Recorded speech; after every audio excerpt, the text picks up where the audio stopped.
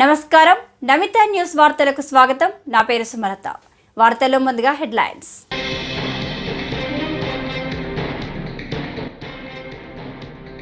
YCP పాలనలో ఎక్కువ ఇబ్బంది పడింది చంద్రబాబు పవన్ కళ్యాణ్ అనిత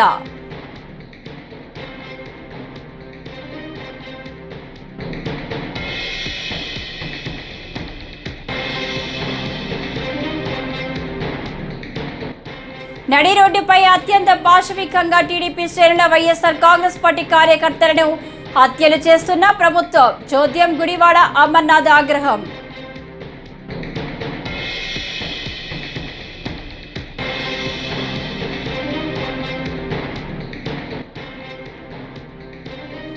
అరుంధతి సినిమాలో పశుపతి మాదిరిగా వైసీపీ భూతానికి చంద్రబాబు సమాధి కట్టారు మహాసేన రాజేష్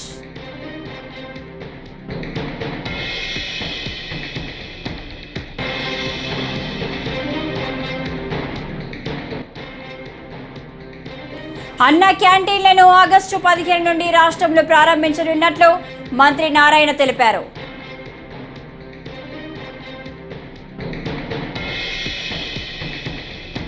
ఇక డీటెయిల్స్ చూస్తే జగన్ ప్రభుత్వంలో ప్రతిపక్షాలు ప్రజా సంఘాలే కాకుండా సామాన్య ప్రజలు కూడా ఎన్నో ఇబ్బందులు పడ్డారని ఏపీ హోంమంత్రి అనిత అన్నారు. చంద్రబాబు పవన్ కళ్యాణ్ అందరికంటే ఎక్కువ ఇబ్బంది పడ్డారని తెలిపారు. వైసీపీ కవ్వింపు చర్యలకు పాల్పడుతోందని సంయమనం కోల్పోకుండా జాగ్రత్తగా ఉండాల్సిన బాధ్యత టీడీపీ జనసేన కార్యకర్తలపై ఉందని చెప్పారు. వైసీపీ రెచ్చగొట్టినా ఎవరూ రెచ్చపోవద్దని చట్టాన్ని చేతిలోకి తీసుకునే ప్రయత్నం చేయవద్దని సూచించారు. జగన్మోహన్ రెడ్డి తాలూకా సైకో పరిపాలనలో లా అండ్ ఆర్డర్ కానీ అదేవిధంగా పోలీస్ వ్యవస్థ కానీ ఎంత నిర్వీర్యం అయిపోయింది, పోలీస్ వ్యవస్థను ఏ రకంగా అడ్డదారులు తొక్కించారు, ఏ రకంగా వాళ్ళ స్వార్థం గురించి వాడుకున్నారన్న సంగతి మనందరికీ కూడా తెలుసు. అయితే ఇప్పుడు గవర్నమెంట్ మారింది, చంద్రబాబు నాయుడు గారికి అదేవిధంగా ఎన్డీఏ కూటమికి ఈరోజు గవర్నమెంట్ అధికారం చేతిలోకి వచ్చిన తర్వాత కూడా కొన్ని శక్తులు, అరాచక శక్తులు ఏ రకంగానైనా లా అండ్ ఆర్డర్లు ఇబ్బంది పెట్టాలి, దానికి మళ్ళా కులాన్ని ఆపాదించాలి, దానికి పార్టీని ఆపాదించాలి అన్న ఉద్దేశంతో కొన్ని అల్లర్లకి దారితీసే పరిస్థితి కనిపిస్తూ ఉంది. ఏ రకంగానైనా గవర్నమెంట్ మీద బురద జల్లాలి అన్న కాన్సెప్ట్లో చాలామంది కొన్ని ప్రయత్నాలు అయితే జరుగుతూనే ఉన్నాయి. గౌరవ చంద్రబాబు నాయుడు గారు ముఖ్యమంత్రి వర్యులు చెప్పింది ఏంటంటే క్రిమినల్కి క్యాస్ట్ ఉండకూడదు, క్రిమినల్కి పార్టీ ఉండకూడదు, క్రిమినల్ ఈజ్ క్రిమినల్ అంతే. అది ఎలాంటి ఏ పార్టీ వాడైనా అనవసరం, ఏ క్యాస్ట్ అయినా అనవసరం, ఎవరైనా అనవసరం, క్రిమినల్ అన్నవాడు ఎట్టి పరిస్థితుల్లోని కూడా తప్పించుకోవడానికి లేదు, ఎట్టి పరిస్థితులు శిక్ష పడాలి. ఇదే concept. Chandrababu Naidu garu law and ఆర్డర్ని కంట్రోల్ చేయగలరు, at the same time crime రేట్ని కూడా తగ్గించగలరు అన్న ఒక మంచి ఒపీనియన్ కూడా గవర్నమెంట్ ప్రజలందరిలోని కూడా ఉంది. దీన్ని ఏదో రకంగా డిస్ట్రాయ్ చేయడానికి కంపల్సరీగా ఒక రకంగా చెప్పాలంటే నేను చెప్పేది ఏంటంటే వాళ్ళ కక్ష సాధింపు చర్యలు అనొచ్చు, లేకపోతే కవ్వింపు చర్యలు అనొచ్చు, ఏదైనా కూడా కొన్ని ఇప్పుడు పొంగునూరు లాంటి సిచ్యువేషన్స్ అనేవి జరుగుతూనే మనకి కనిపిస్తూ ఉన్నాయి. ఈరోజు నేను ఒకటే చెప్తున్నా, తెలుగుదేశం పార్టీ కార్యకర్తలకు అవనేయండి, సామాన్య ప్రజలకు అవనేయండి. నేను ఎందుకు సామాన్య ప్రజల గురించి కూడా నేను మాట్లాడుతున్నానంటే జగన్మోహన్ రెడ్డి గవర్నమెంట్లో తెలుగుదేశం పార్టీ వాళ్ళు ఒక్కలే ఇబ్బంది పడడం కాదండి, తెలుగుదేశం పార్టీ వాళ్ళు పార్టీల పరంగా రాజకీయాలుగా తెలుగుదేశం పార్టీ వాళ్ళు కానీ, జనసేన వాళ్ళు కానీ, బీజేపీ వాళ్ళు కానీ ఎన్ని ఇబ్బందులు పడ్డారో కామన్ పీపుల్ కూడా అంతే ఇబ్బంది పడ్డారు. భూ కబ్జాల విషయంలో కానివ్వండి, వాళ్ళ మీద దాడుల విషయంలో కానివ్వండి, డాక్టర్ సుధాకర్ లాంటి డాక్టర్స్ విషయంలోనే కానివ్వండి, డాక్టర్ అనితారాణి లాంటి డాక్టర్స్ విషయంలో కానివ్వండి, కామన్ పీపుల్ ఒక ముస్లిం కుటుంబం ఏదైతే ఆత్మహత్య చేసుకున్న సందర్భం కానివ్వండి, మిస్బా ఒక అమ్మాయి సూసైడ్ చేసుకుని 10th క్లాస్ అమ్మాయి సూసైడ్ చేసుకునే విధానం కానివ్వండి, చాలామంది స్నేహలత అనే అమ్మాయిని చంపేయడం కానివ్వండి, నాగమ్మ అనే అమ్మాయిని చంపేయడం కానివ్వండి, ఇలాంటి అంటే పొలిటికల్కి సంబంధం లేకుండా ఉన్న సివిలైన్స్ కూడా చాలామంది ప్రజలు కూడా ఇబ్బంది పడ్డారు. 5 సంవత్సరాలు చాలా ఇబ్బందులు పడ్డాం. ఈ 5 సంవత్సరాలు ఆంధ్రప్రదేశ్లో శాంతి భద్రతలు పూర్తిగా క్షీణించాయని, నడి రోడ్డుపై అత్యంత పాశవికంగా టీడీపీ శ్రేణులు వైఎస్ఆర్ కాంగ్రెస్ పార్టీ కార్యకర్తలను హత్యలు చేస్తున్నా ప్రభుత్వం చోద్యం చూస్తుందని మాజీ మంత్రి గుడివాడ అమర్నాథ్ ఆగ్రహం వ్యక్తం చేశారు. నిన్న వినుకొండలో జరిగిన ఘటనలో దేశమంతా ఉలిక్కి పడుతుందన్న ఆయన రాష్ట్రంలో భారత రాజ్యాంగం కాకుండా రెడ్ బుక్ రాజ్యాంగం అమలవుతుందని దుయ్యబట్టారు. పార్టీ కార్యకర్తలకు మాజీ ముఖ్యమంత్రి వైఎస్ఆర్ కాంగ్రెస్ అధినేత వైఎస్ జగన్మోహన్ రెడ్డి అండగా ఉంటారని భరోసా ఇచ్చారు. ఏ రకమైనటువంటి అరాచకాలు కూటమి పార్టీలకు సంబంధించినటువంటి నాయకులు కానీ, వారి కార్యకర్తలు కానీ రాష్ట్ర వ్యాప్తంగా ఏ రకంగా విధ్వంసం సృష్టిస్తూ ఉన్నారో అన్నటువంటిది మనందరం కూడా చూస్తూ ఉన్నాం. సరే 5 సంవత్సరాలు పరిపాలన చేసినటువంటి వైఎస్ఆర్ కాంగ్రెస్ పార్టీని కాదని జగన్మోహన్ రెడ్డి గారు చేసినటువంటి సంక్షేమాన్ని కాదని, అంతకన్నా ఇంకా ఎక్కువ సంక్షేమ కార్యక్రమాలు కూటమి పార్టీలు ఎన్నికల్లో హామీ ఇవ్వడం, జగన్మోహన్ రెడ్డి గారి కన్నా మేరుగా ఇంకా సంక్షేమ పథకాలు అందిస్తారనో అభివృద్ధి చేస్తారో అన్నటువంటి ఉద్దేశంతో ప్రజలు అధికారాన్ని ఇవ్వడం, ఇవన్నీ ఇచ్చిన తర్వాత గడిచినటువంటి 45 రోజులుగా ఏం సాధించారు అని అంటే, గడిచినటువంటి 45 రోజుల్లో దాదాపు 1000కు పైగా అనేక రకాలైనటువంటి దాడులు సృష్టించారు. ఏకంగా 31 మంది ప్రాణాలు బలిగొన్నారు. దాదాపు 35 మంది ఆత్మహత్యలు చేసుకునేటువంటి దానికి ప్రేరేపించారు. దాదాపు 300కు పైగా హత్యా ప్రయత్నాలు చేశారు. ప్రభుత్వ ఆస్తుల మీద దాదాపు 400-500 ప్రభుత్వ ఆస్తుల మీద దాడులు చేశారు. 500 పైచిలకు ప్రైవేట్ ఆస్తుల మీద దాడులు చేశారు. ఏ రకంగా ఆడపిల్లల మీద జరుగుతున్నటువంటి అఘాయిత్యాలు చూస్తూ ఉన్నాం. కర్నూలులో కానీ, లేదా మొన్న రాంబిల్లిలో కానీ, నిన్న గాజువాకలో కానీ అనేక రకాలుగా వైసీపీ పుట్టింది బ్రతుకుతుంది తప్పుడు ప్రచారంలో అని వైసీపీని చంద్రబాబు సమాధి చేశారని టీడీపీ రాష్ట్ర అధికార ప్రతినిధి మహాసేన రాజేష్ విమర్శించారు. ప్రేతాత్మగా మారిన వైసీపీ ఆ సమాధి నుంచి ఫేక్ ప్రచారం మొదలుపెట్టిందని అన్నారు. అరుంధతి సినిమాలో పశుపతి అరాచకాలను తట్టుకోలేక అతన్ని బ్రతికి ఉండగానే సమాధి చేశారని, అంతకంటే ఘోరమైన వైసీపీని ప్రజల సహకారంతో చంద్రబాబు సమాధి చేశారని వ్యంగ్యాస్త్రాలు సంధించారు. అరుంధతి సినిమాలో ప్రేతాత్మగా మారిన పశుపతి సమాధి నుంచి బయటకు రావడానికి ప్రయత్నించినట్లే నేడు వైసీపీ కూడా ఆ సమాధి నుంచి బయటకు రావడానికి దుష్ప్రచారాలను మొదలుపెట్టిందని విమర్శనాస్త్రాలు సంధించారు. ఆ ఫేక్ ప్రచారం బాగా విపరీతం చేశారు ఈ మధ్య. ఎందుకు ఈ ఫేక్ ప్రచారం మొదలుపెట్టారంటే 2024 ఎలక్షన్లో ది గ్రేట్ నారా చంద్రబాబు నాయుడు గారు ఈ రాష్ట్రంలో ఉన్న మంచివాళ్ల సహకారంతో వైసీపీ పార్టీని సమాధి చేయడం జరిగింది. అందరూ అనుకుంటున్నారు ఓడించారేమో అని. ఓడించటం కాదండి, వైసీపీని సమాధి చేశారు నారా చంద్రబాబు నాయుడు గారు. ఆ సమాధిలో నుంచి ఇప్పుడు ప్రేతాత్మగా మారిన వైసీపీ యాజ్ యూజువల్ మళ్ళీ ఫేక్ ప్రచారాలు మొదలుపెట్టింది. గతంలో అరుంధతి అని ఒక సినిమా వచ్చిందండి. ఆ సినిమాలో ఇలాగే ఒక అఘోర ప్రజలందరినీ మానభంగాలు చేస్తూ, వాళ్ళని హింసిస్తూ, హత్యలు చేస్తూ, ఇప్పుడు వైసీపీ ఏ అయితే పనులు చేసిందో అయ్యే పనులు ఆ సినిమాలో విలన్ చేస్తూ ఉంటే ఆ సినిమాలో కూడా నెల బ్రతుకుండగానే సమాధి చేసేస్తారు.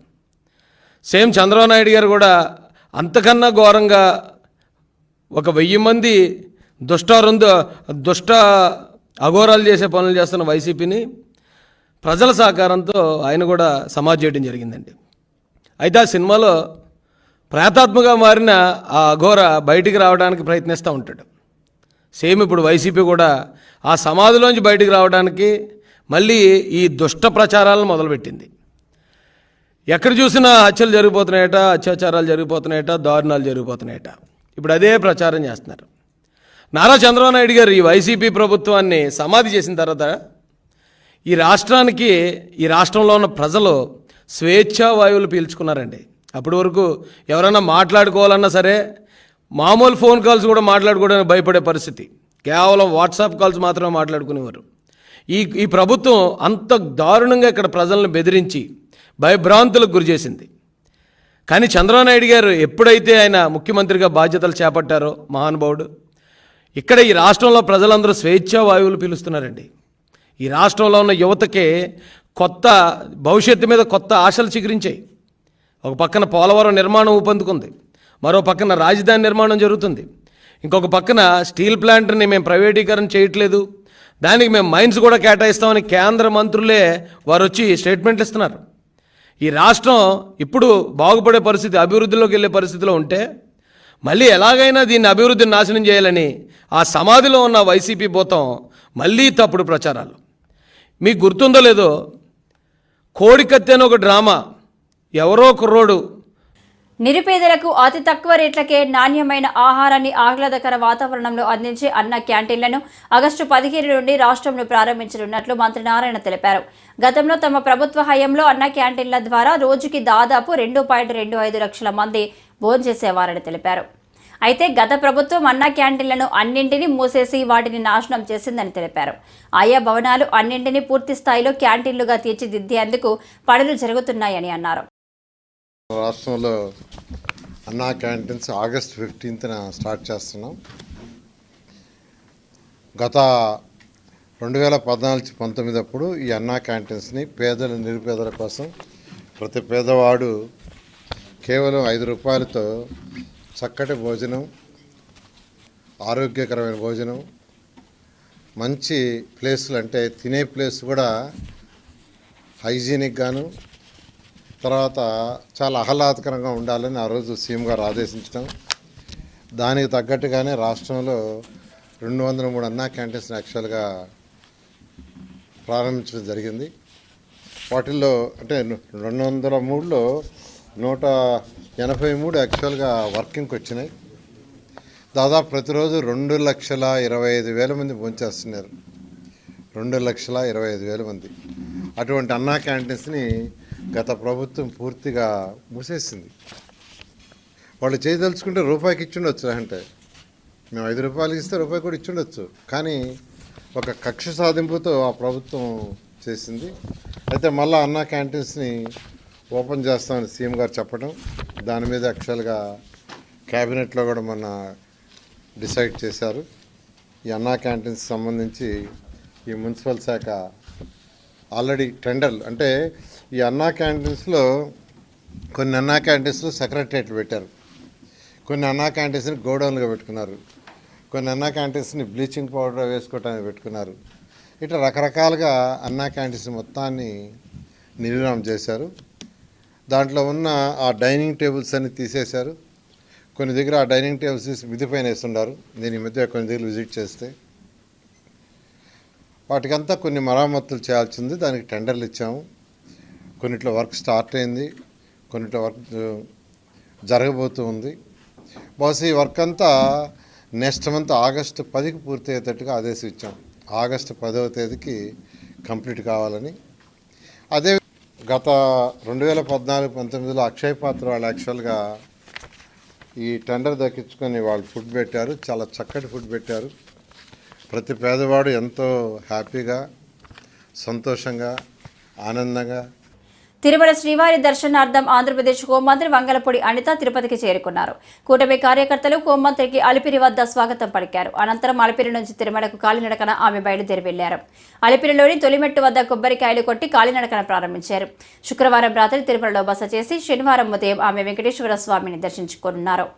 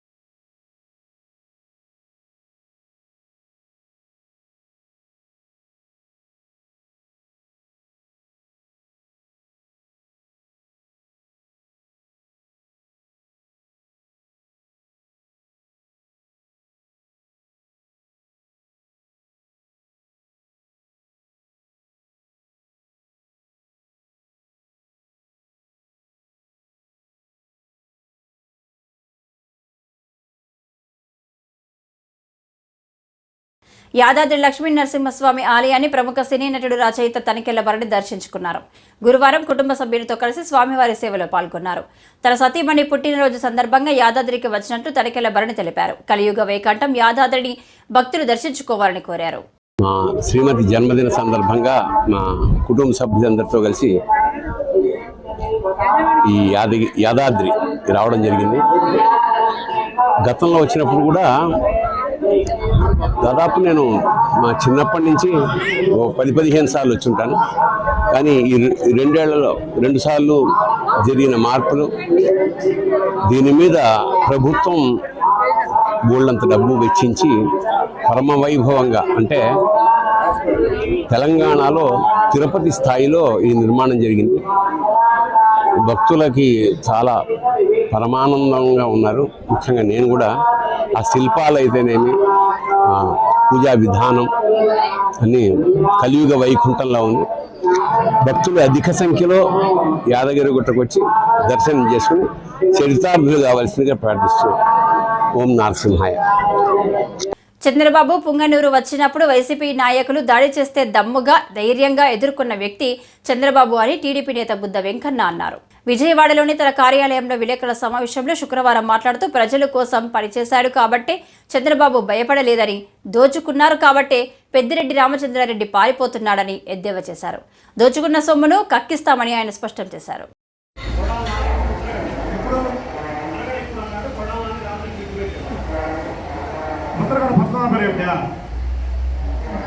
ముద్రగడ పద్మనాభరెడ్డి మాటలకి విలువ ఉందా? విలువ లేని మాటలు. కొడాలని ఏం మాట్లాడాడు, ఎన్ని బూతులు మాట్లాడాడు, చంద్రబాబు గారిని ఏం మాట్లాడాడో తెలుసు కదా. కొడాలని గారు ఒక వెధవ.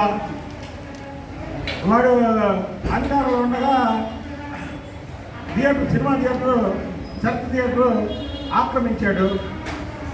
ఇవాళ తెలుగుదేశం పార్టీ ప్రభుత్వం వచ్చిన తర్వాత అక్కడ ఉన్నటువంటి వెన్నికల రాము నిజాయితీగా ఎవరైతే పార్ట్నర్లు ఉన్నారో వాళ్ళకి అప్పచెప్పాడు. అది రావడం కష్టమా?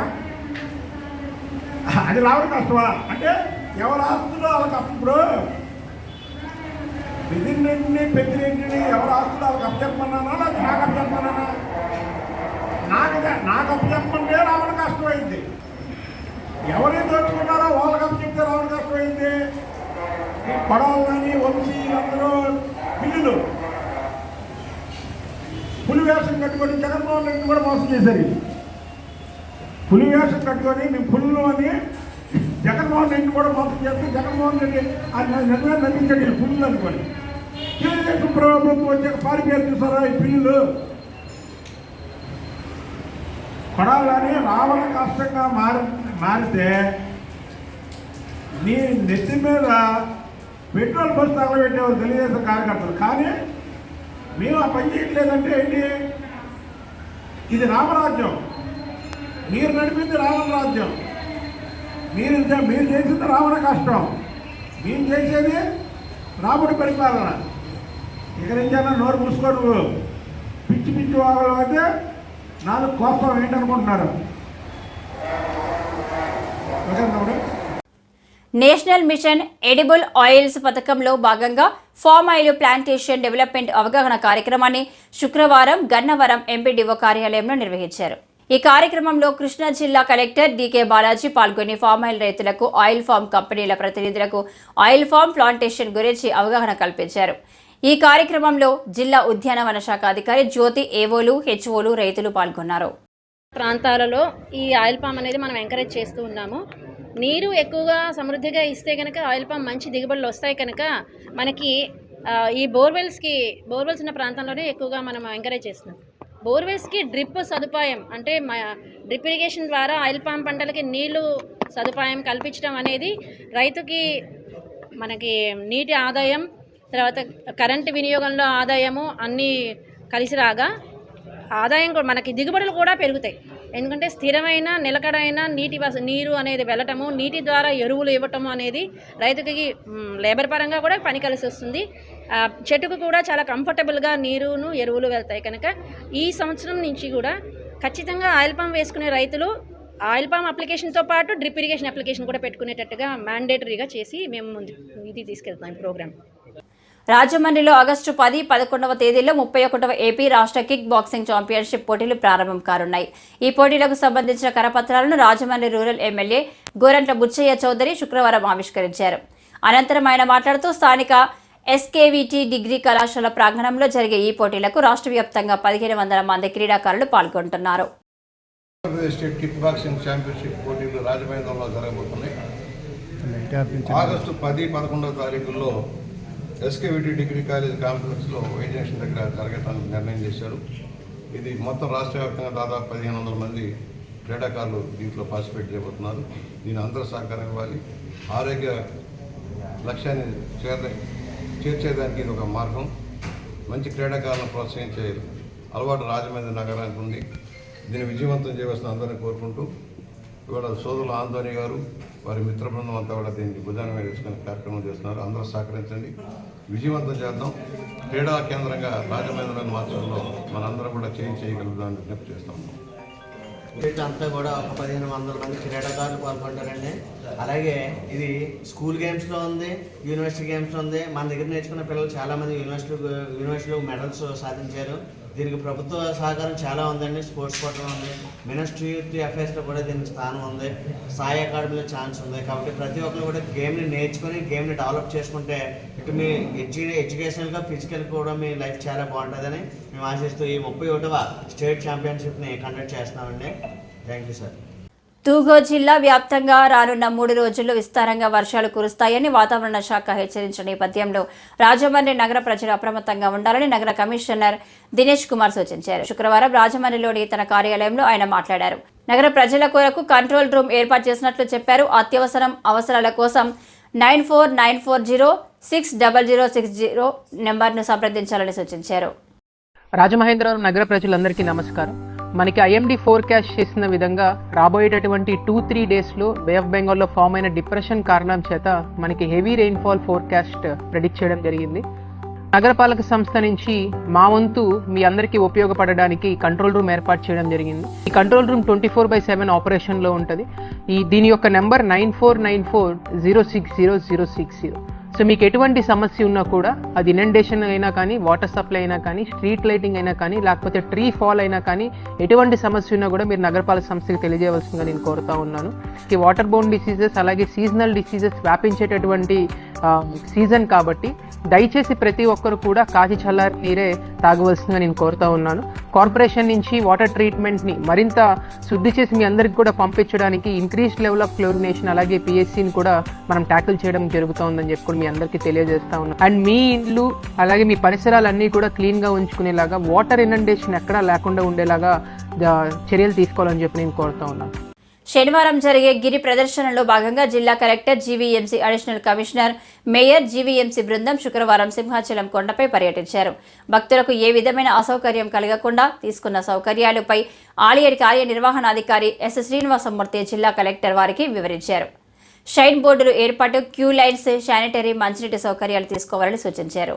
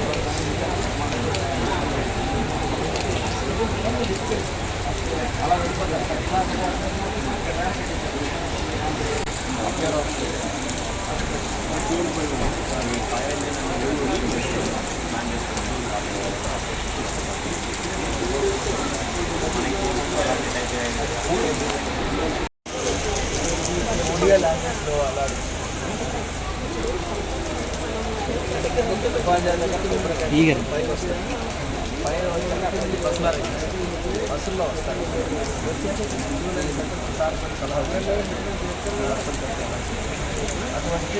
ఏలూరు జిల్లా జంగారెడ్డిగూడెం, కొంగవారిగూడెం, కరాటం, కృష్ణమూర్తి, ఎర్రకాలువ జలాశయానికి భారీగా వరద నీరు పోటెత్తుతుంది. ఎగువ ప్రాంతాల్లో కురుస్తున్న భారీ వర్షాలకు జలాశయానికి వరద నీరు రావడంతో శుక్రవారం అధికారులు 4 గేట్లు ఎత్తివేసి దిగువకు నీటిని విడుదల చేస్తున్నారు. దీంతో నల్లజర్ల, తాడేపల్లిగూడెం మండలాల్లో పంట పొలాలు నీడమునిగాయి.